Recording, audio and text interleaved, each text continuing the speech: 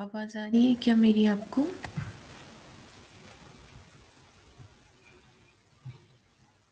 आवाज आ रही है मेरी?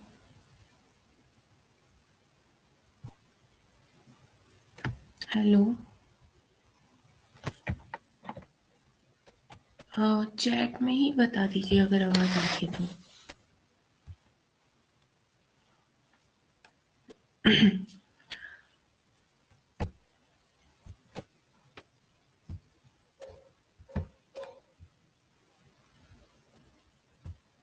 Yes ma'am. ओके। तो कल की क्लास में हम लोग लोगों की परीक्षा के बारे में डिस्कस कर रहे थे। बाकी टाइम आप बंद कर लीजिए माइक, बाकी ऑफ कर लीजिए माइक को आप। तो कल हम लोग रोगियों की परीक्षा कर रहे थे, तो हमने वहां पे अष्टविध तक उसको कर लिया था। आज हम लोग सॉरी, हमने षड्विध तक कर लिया था, जो कि सुश्रुत जी ने दी थी, वहां तक कर लिया था। आज हमें अष्टविध से चालू करना है। हाँ, आज हम लोगों को अष्टविध से आज हम लोगों को अष्टविध परीक्षा से चालू करना है। तो अष्टविध परीक्षा हमें योग रत्नाकर जी ने दी है, ठीक है। और अष्टविध परीक्षा में क्या 8 चीजें आती हैं? नाड़ी परीक्षा, मूत्र परीक्षा, मल परीक्षा, जिह्वा, शब्द, स्पर्श, दृक् और आकृति, ठीक है। तो इसके लिए मैंने एक ट्रिक बनाई है कि स्पर्श नाम का कोई एक लड़का है, तो उसका क्या पल्स रेट देखा, किसने देखा? आकृति नाम की ने। वो बोली कि ये तो बहुत बीमार है, इसको तो जल्दी से इसका स्टूल और यूरिन टेस्ट हमको कराना पड़ेगा, ठीक है। तो इसकी ट्रिक है नाड़ी दृक्। ये दृक् जो लिखा है इसका मतलब होता है देखना। नाड़ी दृक् स्पर्श की आकृति शब्द बोली, जिह्वा से मल मूत्र की जांच करो, ठीक है। ये हमारी पूरी ट्रिक रहती है अष्टविध को याद करने के लिए। तो यहाँ पे मैंने हाईलाइट किया हुआ है क्या क्या चीज आएगी: नाड़ी, दृक्, स्पर्श, आकृति, शब्द, जिह्वा, मल मूत्र, ठीक है। तो ये 8 चीजें हमारी अष्टविध परीक्षा के अंडर आती हैं। अब सबसे पहले हम लोग चालू करेंगे नाड़ी परीक्षा से। तो हमें पता है कि पल्स रेट कैसे लेते हैं, तो वही चीज यहाँ पे बताई हुई है कि हमें थंब से प्रेस करना है। यहाँ पे रेडियल अल्नर जो नोच रहता है, हमारा रेडियल अल्नर पोर्शन जो है रिस्ट पे, वहां पे हमें थंब से प्रेस करके चेक करना है। तो वही लिखा है कि अंगूठे के मूल से जो धमनी निकलती है उसे हम नाड़ी कहते हैं। वही इन्होंने बताया कि जो रिस्ट में हम रेडियस अल्ना के पास देखते हैं, वही की इन्होंने बात की है।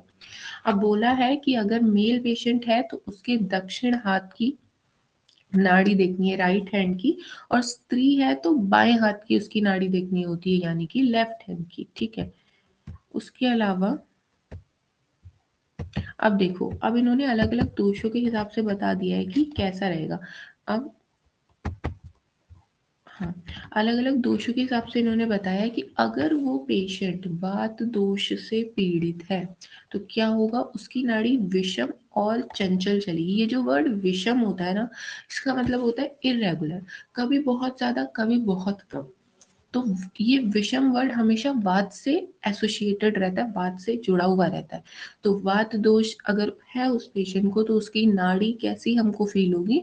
विषम फील होगी और चंचल फील होगी, या सांप की तरह उसकी चाल रहेगी, एकदम फास्ट फास्ट चलेगी। पित्त दोष से अगर वो पेशेंट पीड़ित है तो उसकी नाभि मेंढक की तरह उछल उछल कर चलती है। ये बस ऐसे उस टाइम पे आचार्यों ने इसका कंपैरिजन करके बताया, और इसमें ऐसा कुछ नहीं है। और कफ के लिए आपको ध्यान रखना है कि मंद चलेगी और हाथी की चाल चलेगी।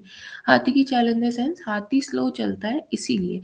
और मंद जो वर्ड है ना, ये आपका हमेशा कफ से एसोसिएटेड रहेगा, जैसे मंदाग्नि मतलब कम हो गई है अग्नि, तो ये भी कफ से एसोसिएटेड है। तो ऐसे आपको ये नाड़ी परीक्षा के बारे में पॉइंट ध्यान रखने हैं। हमने नाड़ी परीक्षा के बारे में देखा कि नाड़ी परीक्षा के लिए हमें क्या करना है, कहाँ पे होती है नाड़ी। जो हमारा अंगूठा है उसके मूल से एक हमारी नाड़ी निकलती, एक मूल से हमारी एक नस निकलेगी तो वो हमारी नाड़ी कहलाती है। उसके अलावा अगर हमको मेल पेशेंट में चेक करना है तो हम लोग देखेंगे उसकी दक्षिण हाथ की नाड़ी यानी कि राइट हैंड, और फीमेल में हम देखेंगे बाएं हाथ यानी कि लेफ्ट हैंड की। उसके अलावा इन्होंने वात के लिए बता दिया कि अगर वात दोष से पीड़ित है पेशेंट तो उसकी नाड़ी एकदम विषम चलेगी और चंचल चलेगी। ये विषम और चंचल एक्चुअली वात का ही वात से रिलेटेड होता है। जैसे चंचल मतलब एकदम स्थिर नहीं है कोई व्यक्ति। अगर हम आगे पढ़ेंगे तो वात दोष से जो पीड़ित होते हैं या वातज प्रकृति के जो मनुष्य होते हैं उनमें धैर्य नहीं होता है, पेशेंस नहीं होता है बिल्कुल भी। तो वही बात है कि वात दोष से जो पेशेंट या जो रोगी हमारा पीड़ित रहेगा उसकी नाड़ी हमारी चंचल चलेगी और विषम चलेगी। इतना बस ध्यान रखिएगा। पित्त का कंपैरिजन मेंढक से किया है कि स्किप कर करके चलेगी, उछल उछल के चलेगी। और कफ जो है, कफ का कंपैरिजन हमेशा मंद चीजों से किया जाता है। तो कफ का जो पेशेंट है उसकी जो नाड़ी है वो मंदाग्नि सॉरी मंदाग्नि नहीं, कफ का जो पेशेंट है उसकी नाड़ी जो है मंद रहेगी और हाथी की चाल चलेगी, मतलब स्लो ही चलेगी। नेक्स्ट चीज अब हम पढ़ेंगे मूत्र परीक्षा। ठीक है, मल और मूत्र परीक्षा अकेले में आ जाता है 5 नंबर में।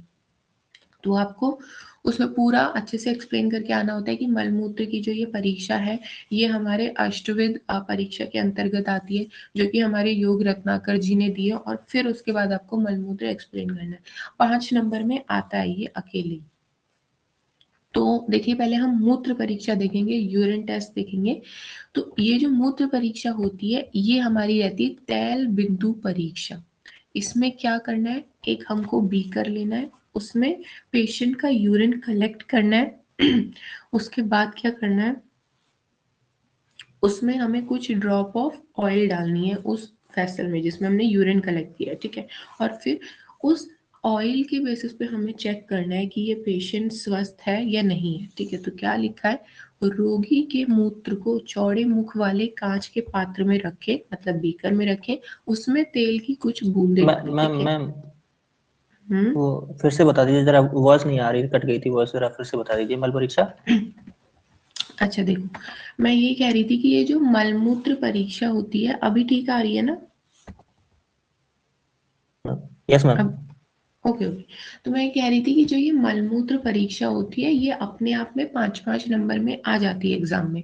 तो उस टाइम पे हमें इसको ऐसे लिख के आना होता है कि ये जो मलमूत्र परीक्षा है ये अष्टविध परीक्षा के अंतर्गत आती है, जो कि योग रत्नाकर जी ने दी है। और मूत्र परीक्षा में हमें हेडिंग डालनी होती है, मूत्र परीक्षा का नाम है तेल बिंदु परीक्षा।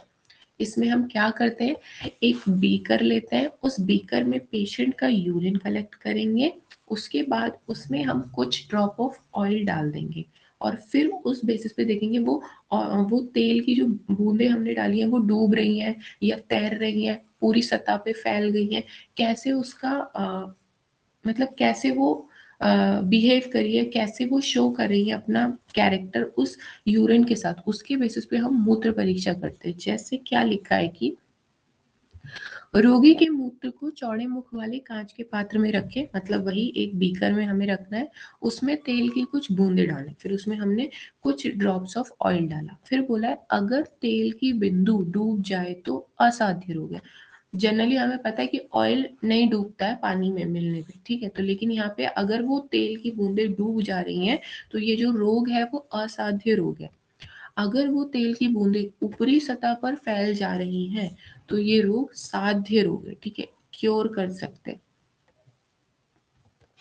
उसके अलावा अगर तेल की जो बिंदु है वो वहीं पे जहां डाली है वहीं ना तैर रही है ना डूब रही है, फैल भी नहीं रही, जहां की तहां वैसे ही स्थिर है, तो ये कृच्च साध्य रोग होता है। ये आपको रोग की कैटेगरी पता है, साध्य असाध्य में, कृच्च या पे, ये पता है क्या?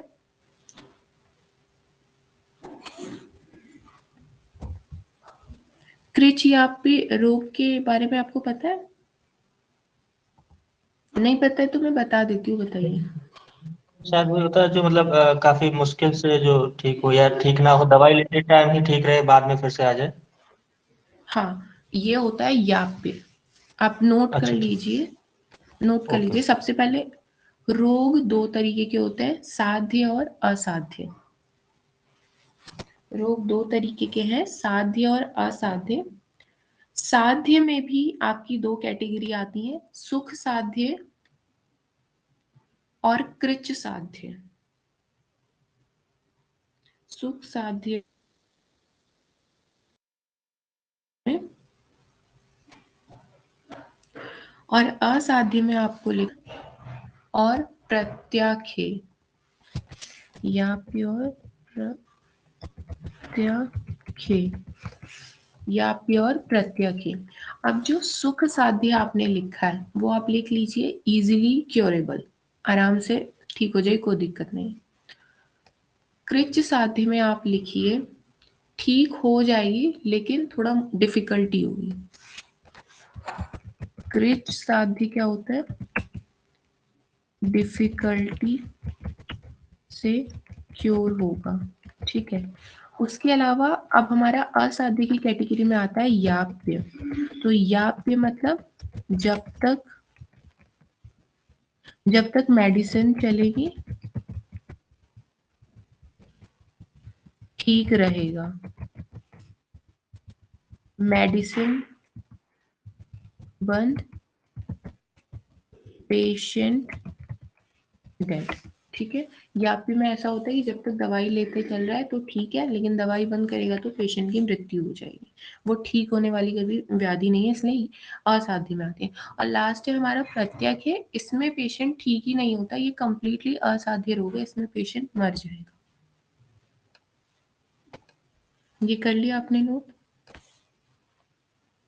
Yes ma'am. ठीक है।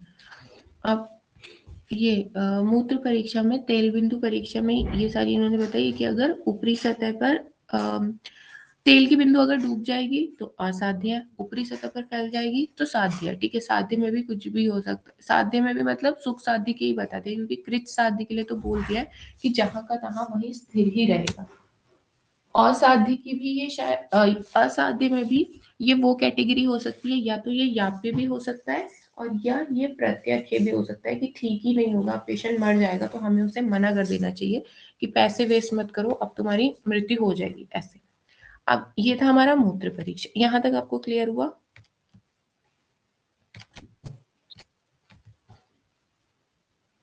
यहां तक क्लियर है ना आपको? Yes ma'am clear. ठीक है। अब हम नेक्स्ट पढ़ते हैं अपना मल परीक्षा, यानी कि स्टूल टेस्ट, जिसको हम कहते हैं फीकल टेस्ट जिसे कहते हैं। इसमें मेनली हमको क्या चेक करना होता है, कैसा उसका कलर है, कैसा उसका अपीयरेंस है। नॉर्मली क्या रहता है, बाइलीरुबिन और बाइलीविरिडिन, अगर हम मॉडर्न से रिलेट करें तो बाइलीरुबिन और बाइलीविरिडिन करके दो हमारे कंपाउंड होते हैं, जो कि ऐसा होता है कि रेड ब्लड सेल जो हमारी बॉडी में है, जब रेड ब्लड सेल्स हमारे मरते हैं, मतलब 120 दिन का उनका टाइम पीरियड होता है, 120 दिन की उनकी लाइफ साइकिल होती है रेड ब्लड सेल्स की। तो जब रेड ब्लड सेल्स की डेथ होती है तब क्या होता है, उनकी जो लाशें होती हैं वो एक बारी को लिवर में जाती हैं, ठीक है। लिवर क्या करता है, उनकी लाश से जो कुछ भी इंपॉर्टेंट एक्सट्रैक्ट है उसको निकाल लेगा, और जो कुछ भी लिवर अपने स्तर पे कर पाएगा उन आरबीसी को खत्म करने के लिए, कि उनको थोड़ा तोड़ दे ताकि इजीली आगे जाके उनको डिस्ट्रॉय करना आसान हो, ठिकाने लगाना आसान हो, तो वो हमारा लिवर कर देता है। तो वो क्या करता है, जब रेड ब्लड सेल्स की लाशें उसके पास आती है तो वो उसमें से थोड़ा तोड़ के उसको बाइलीरुबिन और बाइलीविरिडिन नाम के वेस्ट प्रोडक्ट्स बना देता है, ठीक है। बाकी जो बची हुई लाश है वो स्प्लीन में भेज देता है, और स्प्लीन जो है मेन ग्रेवयार्ड रहता है, मेन एज अ कब्रिस्तान काम करता है हमारे रेड ब्लड सेल्स के लिए, ठीक है।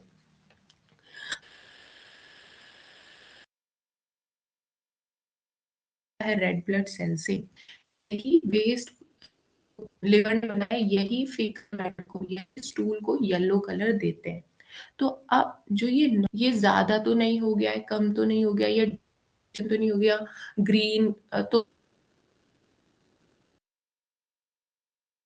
ऐसा भी है कलर में जो भी चेंज आएगा। अमाउंट कितना है, अमाउंट नॉर्मली हेल्दी पर्सन में जितना होना चाहिए उतना है या नहीं, ये सारी चीजें हम मल परीक्षा में चेक करते हैं। तो मल परीक्षा का नाम होता है हमारा जल निमंजन परीक्षा।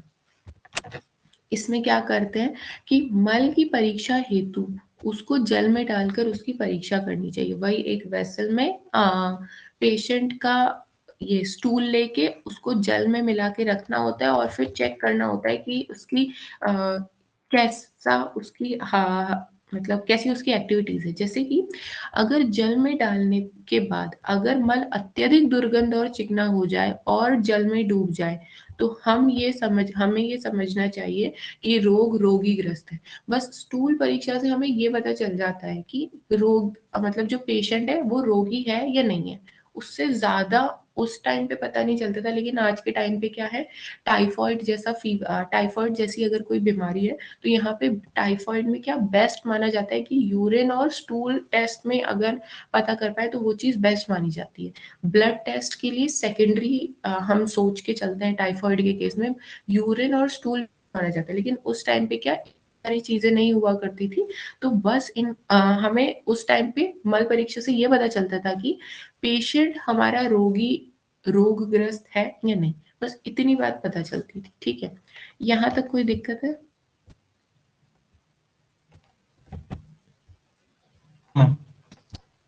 ओके।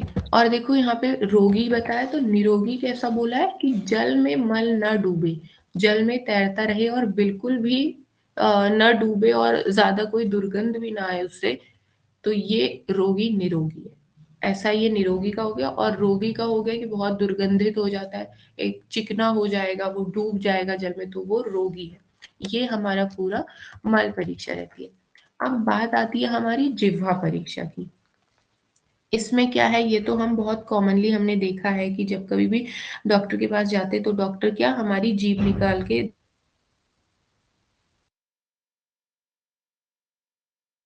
तो जिह्वा परीक्षा में हम क्या करेंगे। हाँ, आपको एक ये चीज हमेशा के लिए ध्यान रख लो, रोग निदान 2 में भी काम आएगा कि वात का रंग हमेशा काला होता है, पित्त का रंग पीला होता है और कफ हमेशा सफेद वर्ण का होता है। तो यहाँ पे क्या है, रोग अवस्था में रोगी की जिह्वा का रस परिवर्तित हो जाता है। अब कैसा होगा, अगर वो पेशेंट वात दोष से पीड़ित है तो उसकी जिह्वा हमें काली लगेगी, पित्त दोष से पीड़ित है तो पीली लगेगी, कफ से पीड़ित है तो सफेद लगेगी। इस तरीके से कुछ हमारी जिह्वा का हम परीक्षा करते हैं। उसके अलावा अब मैं शब्द परीक्षा की बात कराऊं तो शब्द परीक्षा में वो सारी बातें हैं जो हम सुन सकते हैं, साउंड जो हम सुन सकते हैं वो ही चीजें शब्द परीक्षा में आएंगी। जैसे कि हृदय की गति, सांस लेना, और बाकी कोई आंत वगैरह में जो गुड़गुड़ाहट है, जो परकशन पैल्पिटेशन से सुन रहे थे, वो सारी चीजें भी हम यहाँ पे पता कर सकते हैं। शब्द में मतलब कि हमें रोगी के शरीर में होने वाली आवाजें सुननी है, बेसिकली ध्वनियां सुननी है, तो ये होती है शब्द परीक्षा। उसके अलावा अब आती है हमारी स्पर्श परीक्षा। स्पर्श परीक्षा में भाई हम टच करके देखेंगे, यहाँ पे हम नाड़ी परीक्षा कर सकते हैं, हम यहाँ पे शोष परीक्षा, शोष मतलब स्वेलिंग परीक्षा कर सकते हैं, ज्वर वगैरह देख सकते हैं। यहाँ टच करके जो जो हम पता लगा सकते हैं पेशेंट में वो सब आएगा। तो स्पर्श इंद्रियों की सहायता से रोगी के रोग की परीक्षा करना, ये स्पर्श परीक्षा। अभी क्या कर सकते हैं, त्वचा की सहायता से रोगी की परीक्षा करेंगे, स्पर्श इंद्री से रोगी के अंग की परीक्षा करेंगे। इस तरीके से हम अलग अलग, आप यहाँ पे एग्जाम्पल के तौर पे लिख सकते हैं कि हम उसकी नाड़ी परीक्षा करेंगे, हम उसका शोष चेक करेंगे है या नहीं है। जैसे हम मतलब क्या है कि मैंने जैसे पहले भी बताया, यहाँ पे कंटेंट आप सेम लिख के आ सकते हो। कभी भी सारी की सारी परीक्षा एक साथ नहीं पूछेगा कि बता दो इतनी सारी परीक्षा कितने में आएगी, नहीं, कोई भी एक पूछेगा, या तो अष्टविध पूछेगा, त्रिविध पूछेगा, चतुर्विध पूछेगा। तो जो भी पूछेगा आपको फिर एग्जाम्पल उसके हिसाब से लिख के आ जाने हैं। अब देखिए नेत्र परीक्षा। नेत्र परीक्षा में क्या है, हमको पेशेंट की आईज का कलर चेक करना है, उसकी आईज कैसी है वो हमको यहाँ पे बेसिकली चेक करना होता है। तो लिखा है, रोगी के नेत्र की परीक्षा करना अत्यंत महत्वपूर्ण होता है।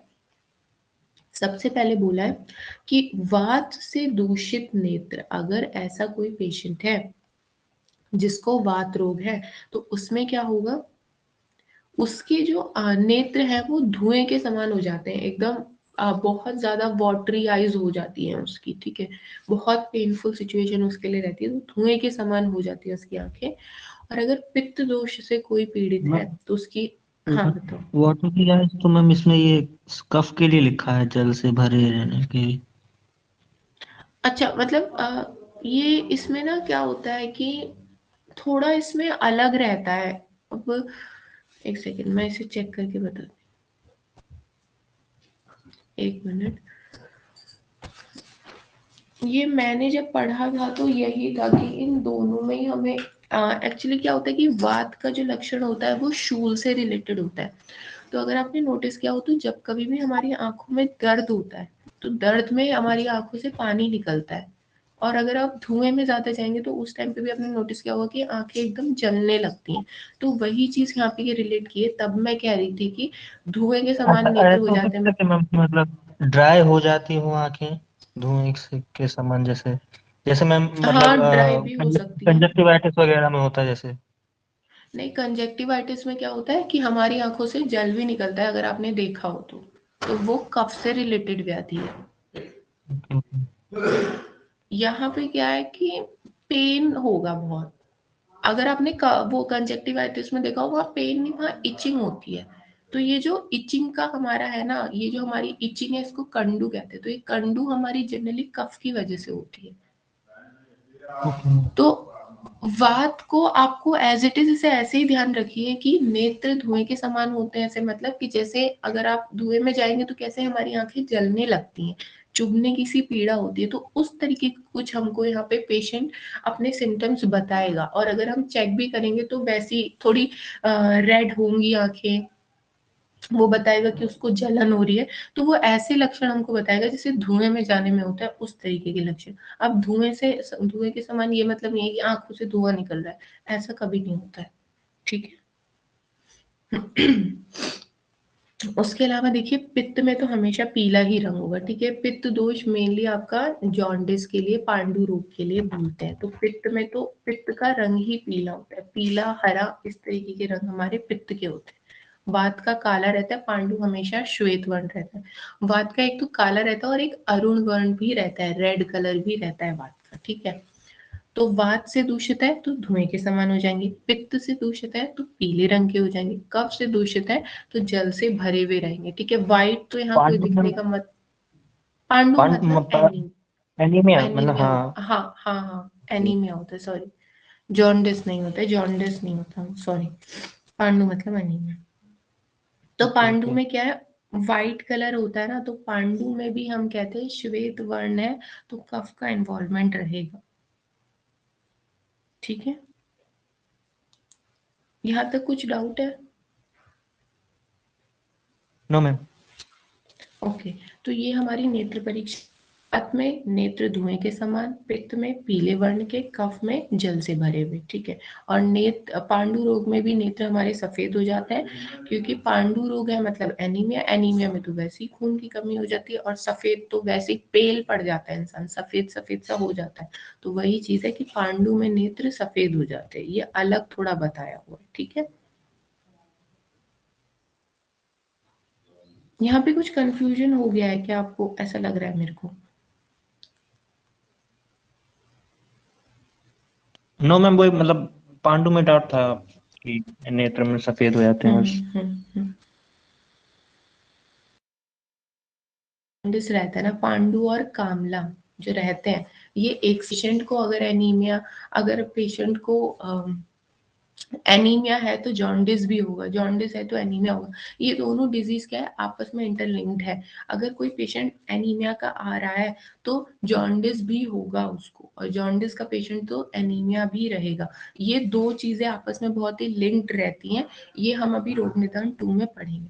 तो यहाँ पे 4 अलग चीजों का वर्णन इन्होंने करके हमें बता दिया है कि वात दोष में धुएं के समान हो जाएगी, पित्त में पीले वर्ण की हो जाएंगी, कफ में जल से भरा रहेगा, और पांडु रोग अगर है पेशेंट का तो नेत्र सफेद हो जाएंगे।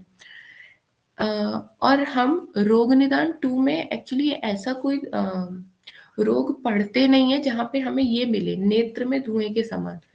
ये जब हम लोग 4th ईयर में वहां पे पढ़ते हैं तो वहां पे हमें आईज, ईयर, ईएनटी वगैरह सभी कुछ पढ़ना होता है, तब वहां पे थोड़ा बहुत हमें आईज से रिलेटेड जो डिजीज होती है उसमें थोड़ा बहुत ये देखने के लिए मिलता है, लेकिन अभी रोग निदान 2 में तो ऐसा कुछ हमें खास मिलेगा नहीं।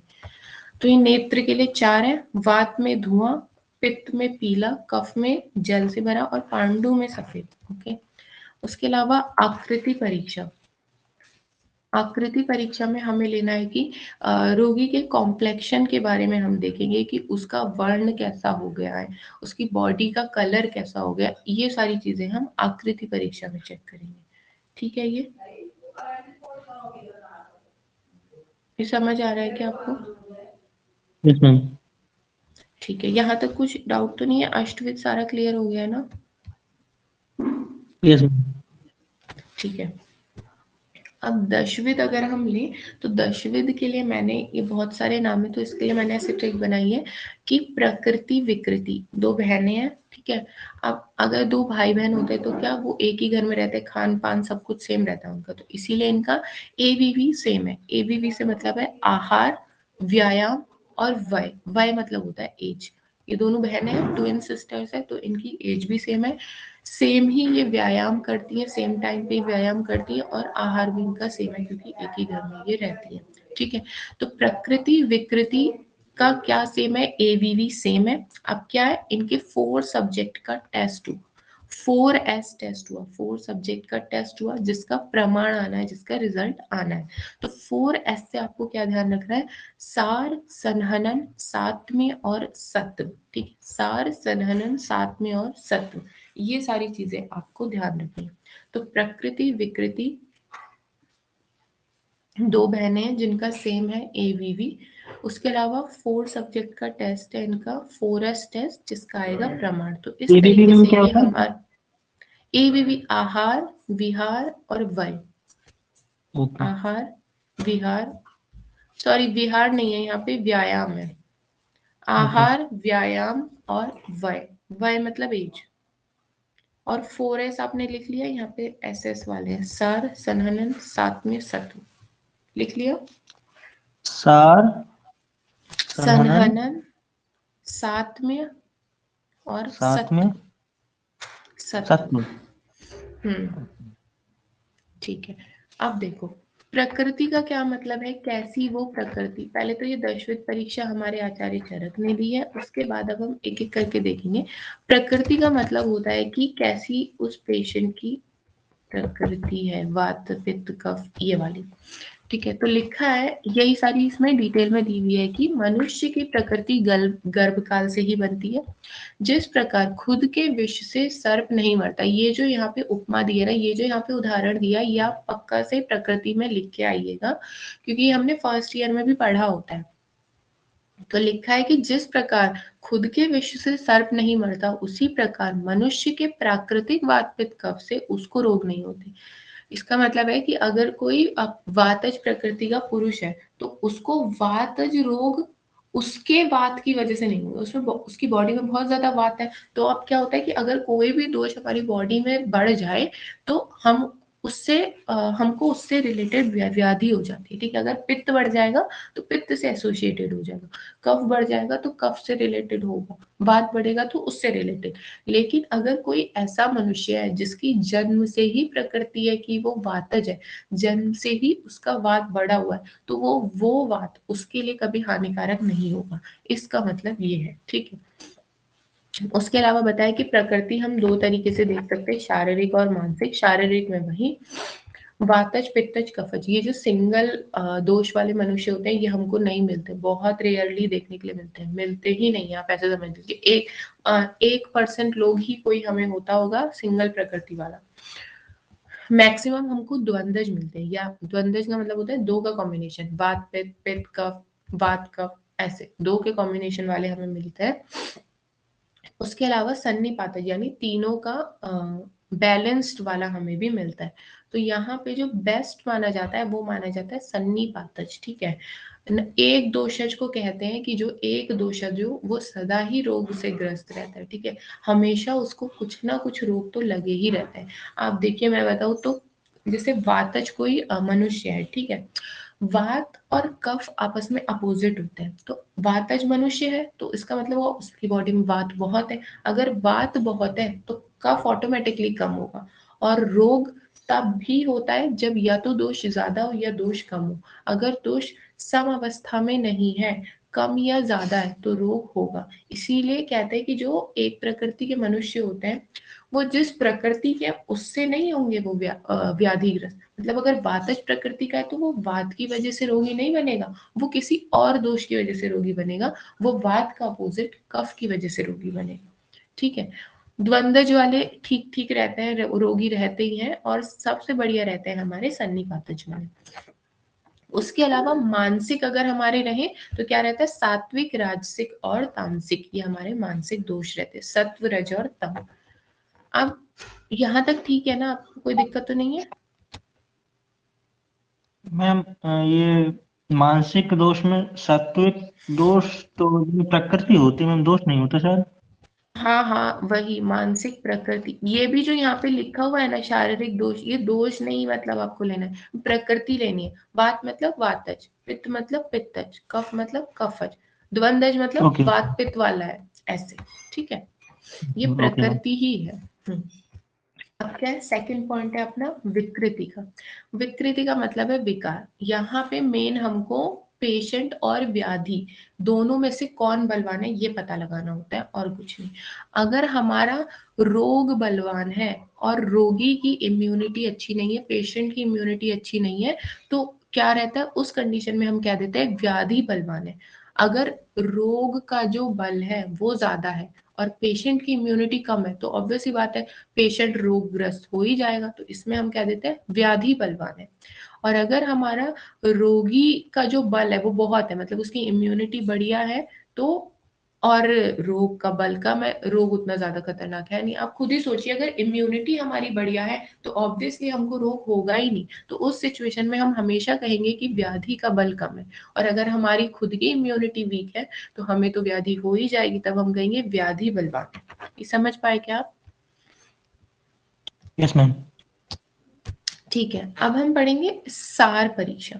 सार परीक्षा क्या है, सार जो है हमारी सारी धातुओं का जो हम सार परीक्षा में बेसिकली हम सारी धातुओं को एग्जामिन करते हैं कि कौन सी धातु बढ़िया है या नहीं। जैसे हम रस धातु भी देखेंगे, रक्त के बारे में भी पढ़ेंगे, रस, रक्त, मांस, मेद, अस्थि, मज्जा, शुक्र, इन सभी सातों धातुओं के बारे में हम एग्जामिनेशन करते हैं। ये फर्स्ट ईयर में हम लोग सार परीक्षा का वो परफॉर्मा भी हमको मिलता है जिसे भरना होता है। मिला था आप लोगों को? नो 20 मैम नहीं लोगों मिला। में कर अच्छा, हमारे यहाँ पे 20 लोगों में करने के लिए प्रैक्टिकल में ये देते हैं। तो सार परीक्षा में यही है कि हमें हर एक धातु ये अच्छी है, ये हमें ये चेक करना होता है बेसिकली कि ये धातु की वृद्धि के लक्षण तो नहीं है, कि बहुत ज्यादा तो नहीं बन रही, या कहीं कम तो नहीं है, समअवस्था में है या नहीं, ये बेसिकली हमें सार परीक्षा के अंदर चेक करना होता है। हम क्या अभी ना इसके बाद हम देखेंगे वात पित्त कफ के क्षय वृद्धि वगैरह। वो आपको क्लियर है, वात पित्त कफ की क्षय वृद्धि? यस मैम क्लियर तो है, रिवीजन करना पड़ेगा बस। हाँ ठीक है, तो हम ऐसा करेंगे। अब ये जब टॉपिक खत्म होगा तो वात पित्त कफ वगैरह और जो हमारी धातु है दोष, धातु दोष जितने भी रहते हैं इनकी क्षय वृद्धि और सम अवस्था के जैसे भी कर्म रहते हैं वो कर लेंगे।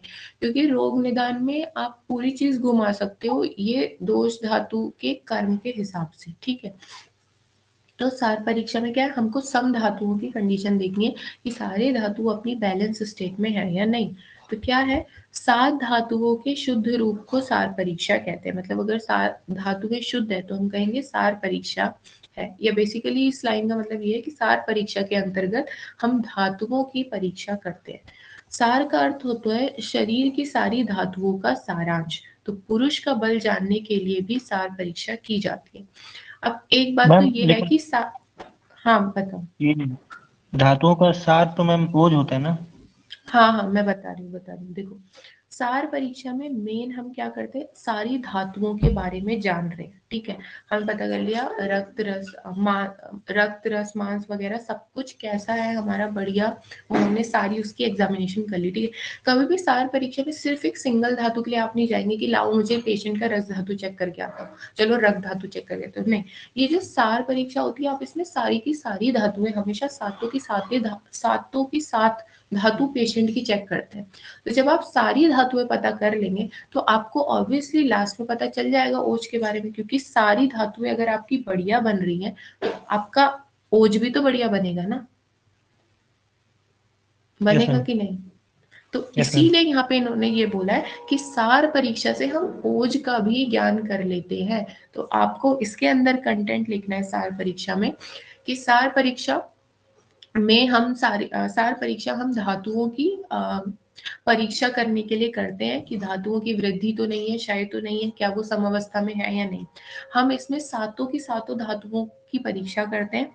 अब फिर आप लिखेंगे कि सातों धातुओं की परीक्षा करने पे अगर वो सभी हमारी समअवस्था में उत्तम अवस्था में, तो हम इससे लास्ट में ये पता लगा सकते हैं कि हमारा ओज अच्छा है या नहीं। और अगर ओज हमारा अच्छा है तो ओज मतलब एक तरीके से इम्यूनिटी आप मानिए, ओज हमारा बढ़िया है तो पेशेंट का बल भी बढ़िया होगा, पेशेंट की इम्यूनिटी भी बढ़िया रहेगी। क्या आप समझ रहे हैं? देखिए ओज और बल ना दोनों अलग अलग चीजें होती हैं, थोड़ी आपस में इंटरलिंक्ड होती हैं। ओज मतलब धातुओं से बना सार भाग, ओज धातुओं का एंड प्रोडक्ट है, सारी धातुओं का निचोड़ है। और जो बल होता है उस ओज से मिलने वाली शक्ति है, ठीक है। आगे हमने लास्ट ईयर भी पढ़ा होता है, इस ईयर भी बोलते हैं कि बल और ओज को सेम मानते हैं, लेकिन एग्जैक्टली वो कभी सेम नहीं होते हैं। ओज होता है पूरा एंड प्रोडक्ट, उसका निचोड़, अब उस निचोड़ से जो शक्ति मिलती है वो बल कहलाती है। ये ठीक है? Okay ma'am. तो वही चीज ये सारी हमारी सार परीक्षा के अंतर्गत आती है कि हमें पुरुष का बल भी पता चल जाता है इस सार परीक्षा करने से। यहाँ तक कोई डाउट तो नहीं है? No ma'am. ठीक है, देखो अब यहाँ पे वो इन्होंने सार परीक्षा हमको बता दिया कि क्या है रस। ये देखो रस के बदले क्या है, रस को एक तरीके से इन्होंने त्वक में मान लिया, ठीक है, रस की जगह इन्होंने त्वक मान लिया। तो सारी धातुएं रक्त मांस अस्थि मज्जा शुक्र मेद वगैरह सारी धातुएं, एक इन्होंने त्वक भी मान लिया। एक एडिशनल हमारा सार में और आता है जिसे हम कहते हैं सत्व, यानी कि हमारी विल पावर, हमारी इच्छा शक्ति कितनी, ये चीज भी हम चेक करते हैं, ठीक है। ये यस मैम। ओके, तो सार में आप लिख दीजिएगा कि 8 चीजें हम पता करेंगे। अगर जैसे कभी आपसे, वैसे तो जैसे पूछेगा आपने नहीं। हाँ बोलो। ये मैम जैसे आपने बताया जैसे कि बल जो होता है वो ओज का एक प्रोडक्ट होता है, मतलब एक है। और तो मैम इच्छा जी सत्व भी बल का मतलब ओज नहीं का नहीं प्रोडक्ट होता है।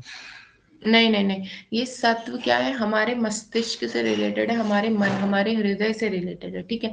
हम किसी कार्य को करने के लिए कितने ज्यादा प्रेरित हैं, हम ये कार्य करना चाहते हैं या नहीं, हम अपने मन पे हमें अपनी इंद्रियों पे, हमें अपने मन पे कंट्रोल है या नहीं, ये चीज सत्व में हम पता करते हैं। विल पावर, इच्छा शक्ति होती है सत्व, ठीक है। इम्यूनिटी से क्या, इम्यूनिटी से इसका आप रिलेट नहीं करेंगे। बल का मतलब अलग चीज है, ये आपके मानसिक लेवल पे बात हो रही है, वो आपके बल की शारीरिक लेवल पे बात होती है, ठीक है। Okay ma'am. अब हम बात करेंगे संहनन परीक्षा। संहनन का मतलब होता है बॉडी का कैसा कंपोजिशन है, बॉडी का ढांचा किस तरीके से है। तो लिखा है मनुष्य के शारीरिक संगठन का ज्ञान होता है संहनन परीक्षा से, ठीक है। मतलब क्या है कि हम पूरा एनाटॉमिकल स्ट्रक्चर उसका स्टडी करेंगे, उसकी अस्थियां क्या है, संधियां क्या है, उसकी बोन्स कैसी हैं, जॉइंट्स कैसे, ठीक है, मांस कहाँ ज्यादा है, रक्त कहाँ ज्यादा है कहाँ कम है, इस तरीके की हम जितना भी मतलब जो हम एनाटॉमी में जो कुछ भी पढ़ के आते हैं ना, वो सारी चीजें हम यहाँ पे यूज करके पेशेंट का हम एनाटॉमिकल एक तरीके से यहाँ पे ओवरव्यू लेते हैं। उसके अलावा शरीर के सहननन की 3 प्रकार की परीक्षा होती है, ठीक है। एक तो है अगर मान लीजिए 3 प्रकार की परीक्षा का मतलब है कि अगर कोई आपने सारी उसकी एग्जामिनेशन किया, ठीक है, उसका सारा एनाटॉमिकल स्ट्रक्चर एकदम बढ़िया है, तो आप कह देंगे ये पुरुष एकदम बलवान है, तो इसको हम सुसंहत शरीर कहते हैं, ठीक है। सुसंहत शरीर, इस तरीके के मनुष्य के लिए हम वर्ड यूज करते हैं। अगर अल्प बल वाला मतलब ठीक है, मीडियम का, मतलब बहुत ज्यादा स्ट्रांग नहीं है लेकिन थोड़ा से कमजोर कमजोर सा, कुछ लोग होते हैं खून की भी कमी है, एकदम हड्डी जैसे बिल्कुल पतले, तो उनमें मांस की भी कमी होगी। इस तरीके के जो एकदम कमजोर पेशेंट रहते हैं, एक सेकंड,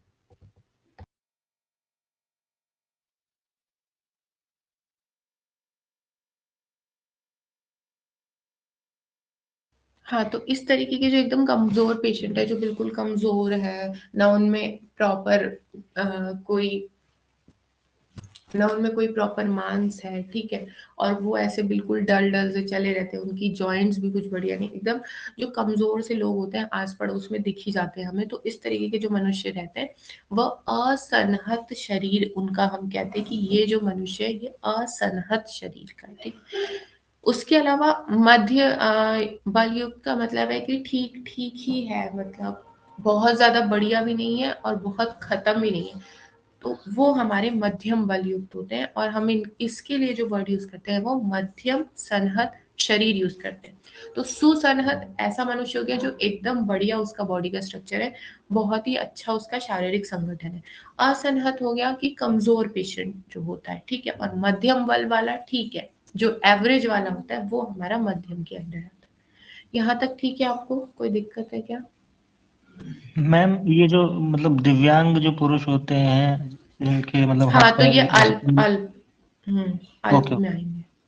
असनत ना, उनका क्या बॉडी कंपोजिशन पूरा नहीं है, कमजोर है वो, हाथ पैर टूटे हुए हैं उनके, तो क्या है, असनत के अंदर आएंगे। और आप देखेंगे कि जैसे उनके हाथ पैर नहीं रहते हैं तो उनको बहुत सारी डिफिकल्टीज का भी सामना करना पड़ता है, वो अपनी डेली लाइफ की एक्टिविटीज नहीं फॉलो कर पाते, तो ऐसे लोगों को असनत कहते हैं। इनका बॉडी का जो संगठन है वो कंप्लीट नहीं है, प्रॉपर बॉडी में इनकी प्रॉपर वे में इनकी जो बॉडी है वो संगठित नहीं है, तो वो असनहत रहेंगे। आप खुद ही सोचिए कि वो मध्य में तो आ नहीं सकते, ना वो सुसंहत में जा सकते हैं, तो वो असंहत में आएंगे, ठीक है।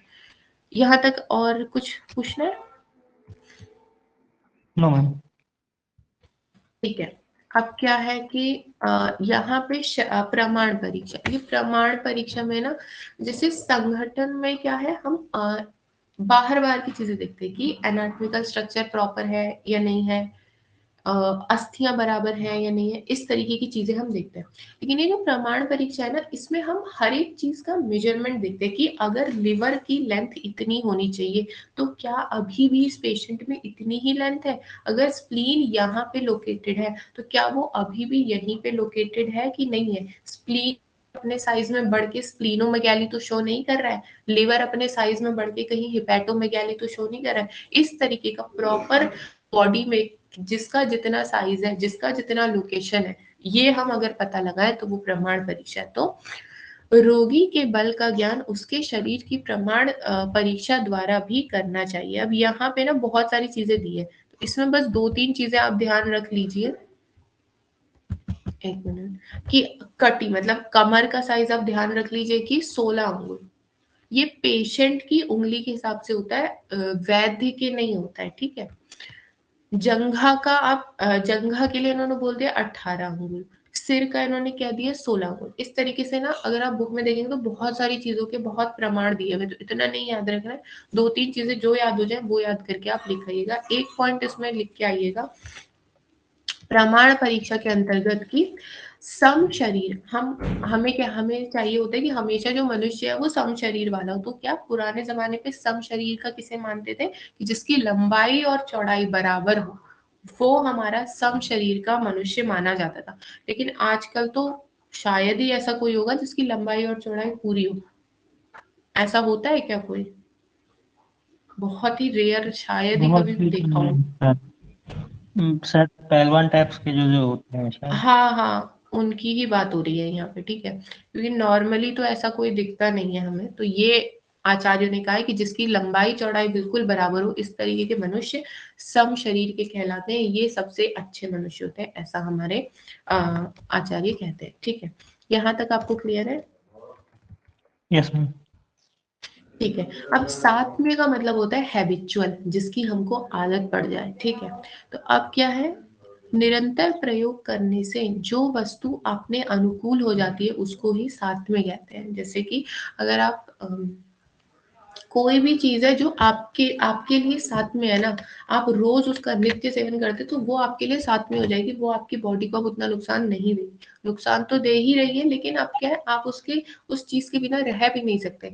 वहीं अगर उसी चीज का सेवन मैं करूं तो वो मेरे लिए हानिकारक भी हो सकती है। जैसे अगर आप विष कन्या का एग्जाम्पल लें तो विष कन्या थर्ड ईयर में क्या होता है, एक अगत तंत्र करके एक हमारा बुक रहती है, उसमें इस चीज का वर्णन है विष कन्या का, जो हम पुराने टाइम में स्टोरीज में पढ़ते थे कि क्या है, निरंतर वो क्या विष का सेवन करते हैं, तो विष उनके लिए साथ में हो गया, लेकिन अगर हम करेंगे तो क्या हमारे लिए साथ में रहेगा?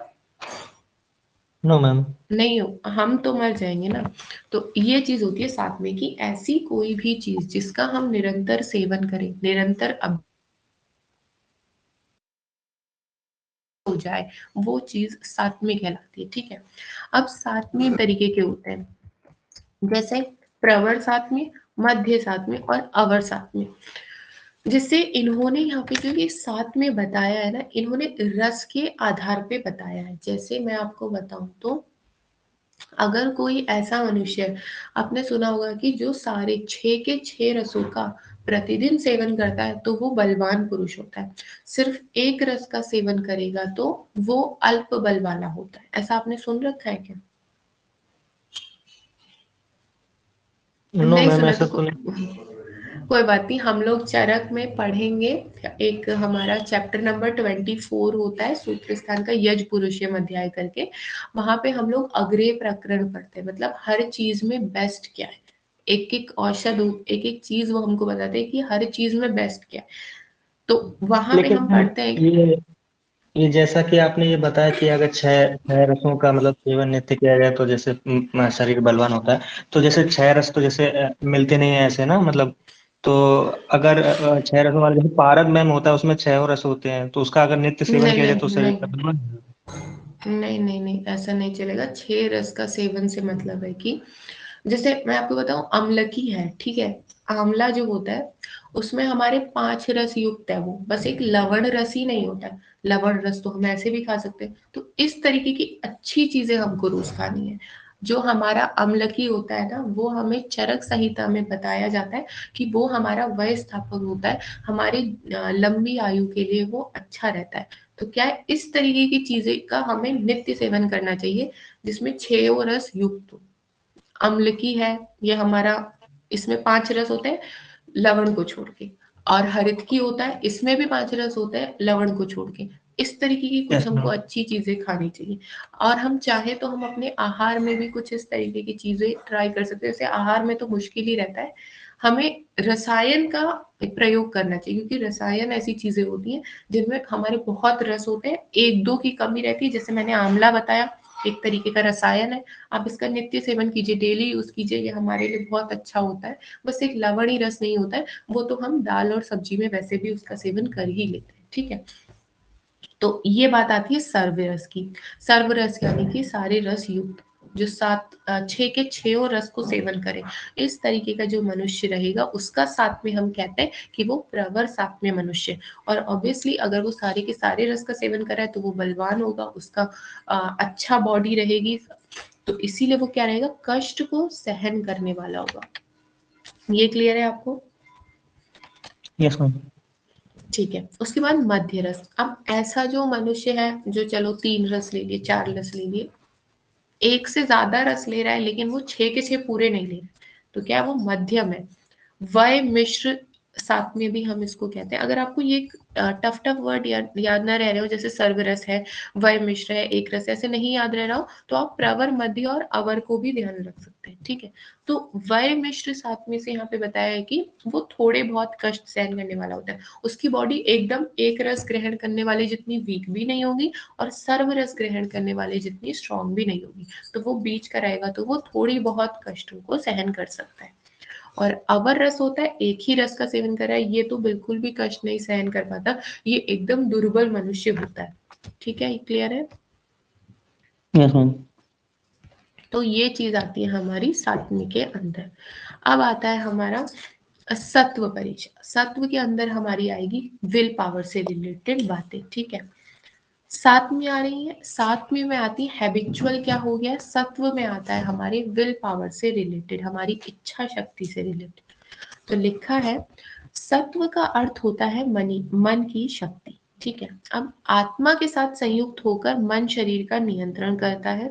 ये थोड़ा पदार्थ वाली बातें हो जाती है, आपको रखना ही पड़ेगा कि हमारा जो मन है, आत्मा है, इन सबका स्थान क्या, हृदय बता दिया गया है।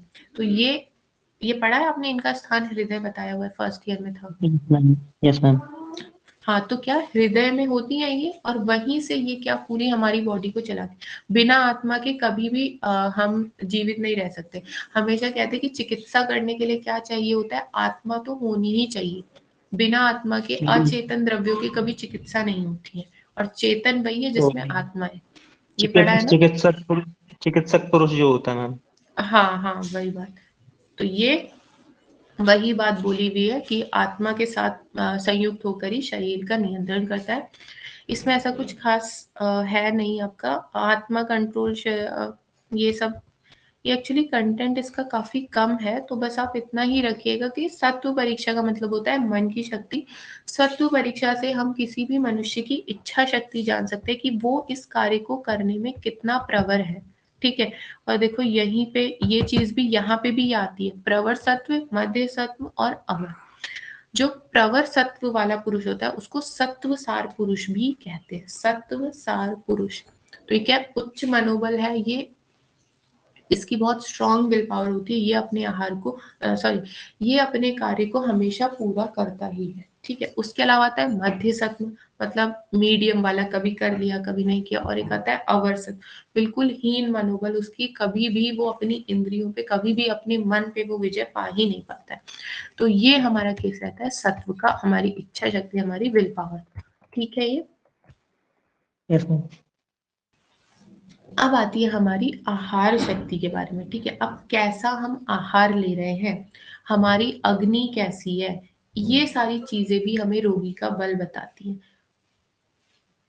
मतलब जैसे कि, चलो पहले पढ़ते हैं फिर बताती हूँ।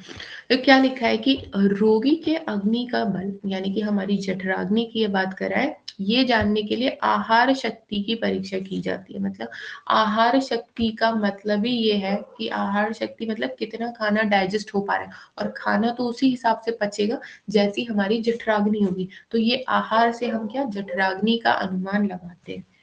रोगी की आहार शक्ति की परीक्षा के दो प्रकार होते हैं, एक होता है अव्यहरण शक्ति, मतलब कि रोगी कितनी मात्रा में खाता है। अगर कोई ऐसा पेशेंट है वो कह रहा है डॉक्टर साहब मैं दिन भर खाते रहता हूँ फिर भी मेरी भूख शांत नहीं होती, तो हम पता चलेगा कि इसकी अग्नि क्या बहुत बड़ी हुई है, तीक्ष्ण अग्नि है इसकी। तीक्ष्ण अग्नि है तो मतलब पित्त की वजह से इसकी अग्नि होगी। 1 मिनट।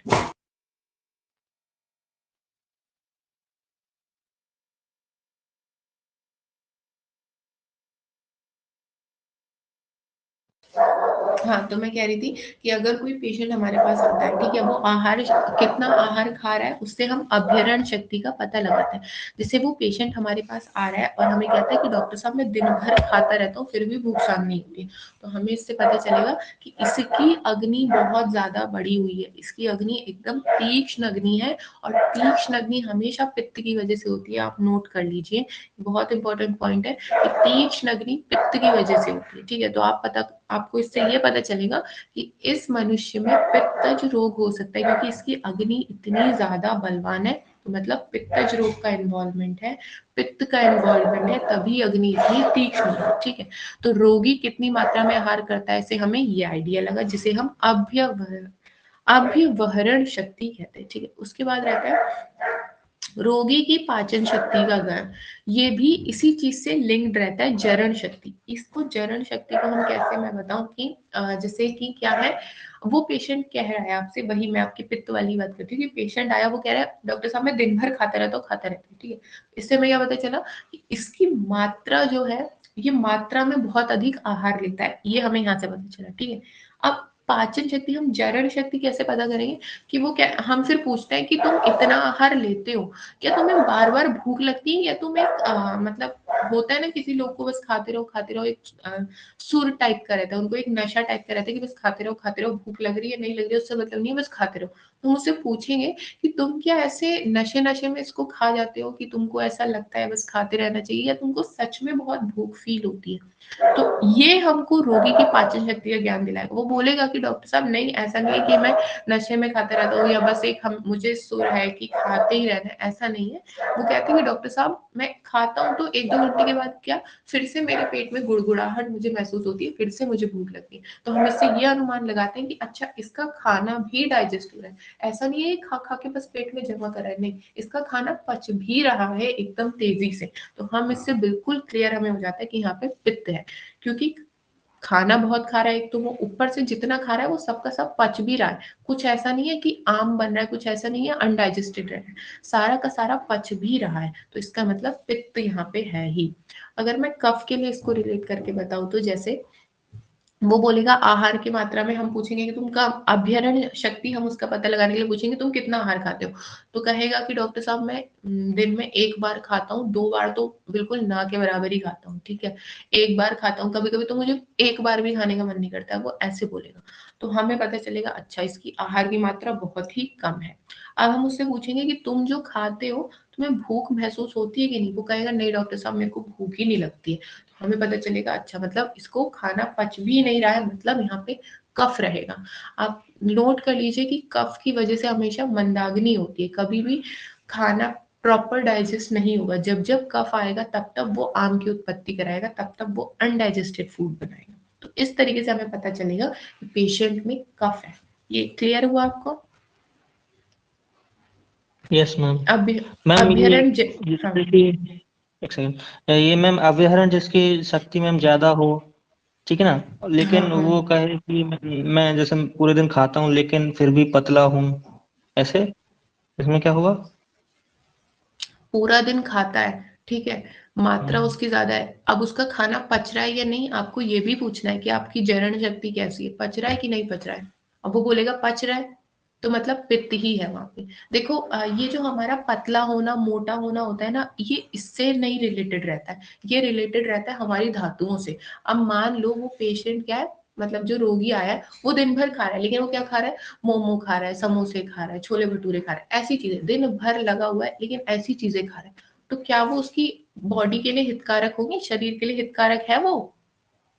हाँ तो वो कितना भी खाए उसके शरीर में कुछ नहीं लगेगा, वो अच्छा नहीं है उसके लिए, ठीक है। और कुछ कुछ लोगों की ऐसी प्रकृति होती है कि उनके शरीर में एक्चुअल में क्या है कि कुछ कुछ लोगों का तो ऐसा रहता है कि वो आराम से जितना खाएंगे उस हिसाब से वो मोटे हो जाएंगे, ठीक है। तो उनकी आ, ये जो रहती है ये चीजें एक्चुअली मॉडर्न से रिलेट होती है कि ये उसी इंडिविजुअल की प्रकृति के बेस पे है, कि उसकी प्रकृति कैसी है, ये ना उसकी जन्म काल से ही निर्धारित होती है।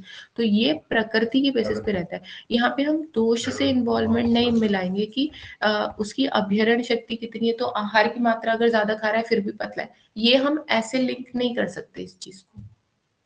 अभ्यरण और जरण शक्ति से हम सिर्फ ये पता लगा सकते हैं कि दोष कौन सा है इस पेशेंट में। क्या आप ओके मैम। समझ पा रहे हैं? और यस कुछ है मैम। इसमें?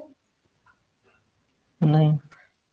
ठीक है, तो ये हमारा रह गया आहार शक्ति के बारे में। अब व्यायाम शक्ति, व्यायाम शक्ति तो वही है कि क्या है, वो पेशेंट अगर एक्सरसाइज कर पा रहा है, भाग दौड़ पा रहा है, सांस नहीं फूल रही है, तो हमें पता चल जाएगा कि वो उसका जो बल है उत्तम है, मध्यम है, हीन है, ठीक है। तो मनुष्य के कार्य करने की शक्ति को देखकर उसकी व्यायाम शक्ति की परीक्षा करनी चाहिए, उत्तम बल है, मध्यम बल है या हीन बल है, ठीक है। अब ये आपको पता है कि हमें ग्रीष्म ऋतु में करना चाहिए एक्सरसाइज की नहीं करनी चाहिए? मैम नहीं करनी चाहिए। और हाँ, क्यों मैम नहीं जो करनी चाहिए? हेमंत हेमंत और ये हाँ, वसंत वो कह सकते थे, इसमें भी अर्ध शक्ति एक्सरसाइज करनी चाहिए। नहीं नहीं नहीं, ऐसा नहीं होता है। हमें हेमंत में हमारा बल सबसे ज्यादा होता है, ठीक है, और ग्रीष्म और वर्षा जो रहती है ना, इस टाइम पे सबसे कम बल होता है हमारा। तो हेमंत और यस मैम। वसंत में हम लोग कर सकते हैं। ये अर्ध शक्ति वाला नहीं रहता है सीन, मतलब इसका ये रहता है, आधी शक्ति के हिसाब से नहीं, जितनी शक्ति है उतना करना चाहिए, ओवर नहीं करना चाहिए। ये होता ओके। है, ठीक है। हाँ, ज्यादा ओके नहीं मैम। करना चाहिए, जितना कर पा रहे हैं इजीली वो करना चाहिए। लेकिन वर्षा और ग्रीष्म में तो बिल्कुल ही नहीं करना चाहिए, क्योंकि बहुत ही कमजोर हम रहते हैं उस टाइम पे, ठीक है। उसके बाद शारीरिक बल अब भी नहीं रहता मैम। हाँ, शारीरिक बल भी हीन रहता है, और हमारी जठराग्नि भी उतनी अच्छी नहीं होती, हमारा आहार का पाचन भी नहीं हो रहा था। इसीलिए हमें ज्यादा उस टाइम पे खाना भी नहीं ठूसना चाहिए कि बिल्कुल खाए जा रहे, नहीं, ऐसा भी नहीं करना चाहिए। ये हम लोग चरक में ऋतुचर्या करके है अपना, तस्य शितियम करके अध्याय है, उसमें पढ़ते चैप्टर 6, वहां पढ़ेंगे इसको। ठीक है, चलिए वय परीक्षा की मैं बात बताऊं। अब वय क्या है? एज। तो इसमें ये है, आपने पढ़ा ही होगा कि जो बाल अवस्था होती है, जो बच्चे होते हैं, उनमें कफ प्रधान रहता है। मध्य अवस्था जैसे युवा अवस्था है तो यहाँ पित्त प्रधान रहेगा, और जीर्ण अवस्था बुढ़ापे में वात प्रधान रहेगा। बच्चों को जनरली कफज रोग होते हैं, खांसी जुकाम बुखार इस तरीके के ज्यादा उनको, खांसी वगैरह, कफ बलगम इस तरीके की काफी चीजें बच्चों में रहती है, जुकाम होता रहता है उनको। तो कफज रोग बच्चों में बहुत अधिक होते हैं, इससे आप ध्यान रख सकते हैं कि बाल्य अवस्था में कफ होता है। अब बूढ़े लोग क्या है, इनके बहुत हाथ पैरों में दर्द रहते हैं, जोड़ों में दर्द रहता है, अनेक तरीके के दर्द रहते हैं इनकी बॉडी में। तो मैंने बताया वात की वजह से होता है दर्द, तो इसीलिए आप ऐसे ध्यान रख सकते हैं। बूढ़े लोगों में ये रहता है वात, और मध्य अवस्था में क्या है हमारा? पित्त रहता है, ठीक है। ये मैम ये यू- जैसे मैम बताया था, जैसे मतलब कॉलेज में कि जैसे बाल अवस्था में कफ प्रधान रहता है, तो कफ में कफ जनित जो रोग होते हैं वो मैम जैसे हम्म 20 होते हैं, तो वो कम होते हैं, तो बच्चों को ज्यादा बीमारी नहीं होती है। और पित्त जो होते हैं उसमें 40 रोग होते हैं, और हम्म वात वाले में 80 रोग होते हैं। तो हम्म जो जब बूढ़े लोगों को इसी वजह से बूढ़े लोगों को ज्यादा बीमारियां होती हैं। हाँ, आप ऐसे भी लर्न कर सकते हैं, और आप हम ऐसे भी ध्यान रख सकते हैं इसको, कि जैसे जैसे जैसे बूढ़े होते जाएंगे तो क्या हमारा बल क्षीण होता जाएगा ना। तो बल क्षीण हो रहा है, मतलब कि रोग भी ज्यादा होंगे। तो सबसे ज्यादा रोग इसीलिए बूढ़ों में हो रहे हैं, वात प्रधान। वात वाले 80 रोग होते हैं नानात्मक विकार, है ना, ठीक है। Yes ma'am. ओके। तो ये हमारे वय हो गया। अब हम करते हैं अपना दशविध परीक्षा भाव। दशविध, यहाँ तक आपको कोई डाउट है क्या? ठीक है यहाँ तक? Yes ma'am. ओके, वैसे चरक का टाइम हो गया है, तो दशविध हम लोग कल करते हैं, ठीक है। ओके तो या आज हम यही पढ़ ले चरक, फिर कल से पढ़ा दूं नहीं तो? मैम ऐसा करिएगा कि ये रसशास्त्र का तो मैं नहीं ले पाऊँ, क्योंकि मुझे मतलब 8:15 तक निकलना होता है। मैं थोड़ा दूर है मेरा कॉलेज, तो मैं पीजी रहता हूँ इसलिए। तो नहीं, रसशास्त्र तो शाम को रहती है ना। वो मैम आपने वो स्केड्यूल भेजा था ना रात में, वो 8:30 क्या बजे, 8 से 8:30 बजे तक का कुछ। अच्छा, 7:30 से 8:30, उसमें दिक्कत है आपको टाइम में? यस मैम, वो 8:30 बजे तक तो नहीं हो पाएगा मैम, 8 बजे तक कर सकता हूँ अच्छा, मतलब 7 से 8 आप चाहते हैं? मैम। अच्छा ठीक है, तो उसको मैं करवा दूंगी 7 से 8। अभी आपको कॉलेज कितने बजे जाना है? मैं 8:10-15 तक निकल जाता हूँ। अच्छा, तो ये मैं सोच रही हूँ कि अभी चरक पढ़ाऊँ कि यही टॉपिक कंप्लीट कर दूँ? अब पता नहीं, और कोई भी आया नहीं है अभी स्टूडेंट।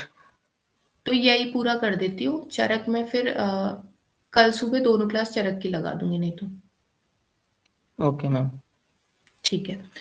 तो दशविध परीक्षा भाव में क्या है हमारे, ये ऐसे 10 विषयों के बारे में बताया हुआ है। आपने वो बुक खरीद ली क्या चरक की? मैम अभी नहीं, बॉस के पास देखूंगा मैम, शायद उनके पास पुरानी हाँ बुक है तो मैं पूछ, उसे ले लूंगा। हाँ पूछ लीजिएगा, सीनियर्स के पास मिल जाती है, ठीक है। तो दशविध परीक्षा भाव क्या है?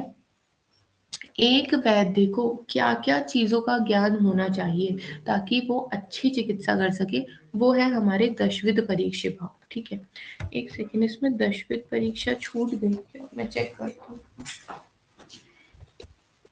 हाँ, दशविध परीक्षा रह गई है, मैं भी कराती हूँ उसको। अच्छा सॉरी, हो तो गई वो प्रकृति वाला। हाँ सॉरी, यस मैम। प्रकृति विकृति ABV रहता है उनका सिम। ठीक है, तो अब रहता है दशविध परीक्षे भाव के बारे में। दशविध परीक्षे भाव का मतलब है ऐसी 10 चीजें जिनका ज्ञान एक वैद्य को होना चाहिए ताकि वो अच्छी चिकित्सा कर सके। ये भी हमारे आचार्य चरक ने ही बताया। ठीक है, क्या है इसमें? कारण करण काल। ठीक है, देखो मैंने इनको जिन 3 का एक पेयर बना के किया, उनको एक कलर से किया। जैसे मैंने से किया था कारण करण काल, कार्य कार्योनि कार्य फल, अनुबंध देश उपाय और प्रवृत्ति। मतलब मैंने जिन 3 को एक साथ रटा है, जिन 3 को एक साथ रटा है वो सेम कलर से कर लिया। तो आप भी ऐसे थोड़ा 4-5 बार रटना तो हो जाएगा। जैसे करण कारण काल, कार्य कार्योनि कार्यफल, अनुबंध देश उपाय प्रवृत्ति, ऐसे। ठीक है, 2-3 बार आप करोगे तो हो जाएगा याद। सबसे पहले कारण। कारण मतलब कौन चिकित्सा कर रहा है, तो वैद्य करेगा, तो वैद्य ही चिकित्सा का कारण है। करण मतलब किसका सहारा ले रहा है, किसका यूज करके वो चिकित्सा कर रहा है, तो वो हमारा होता है औषध। तो औषध ही चिकित्सा में करण होती है। उसके अलावा कार्य योनि।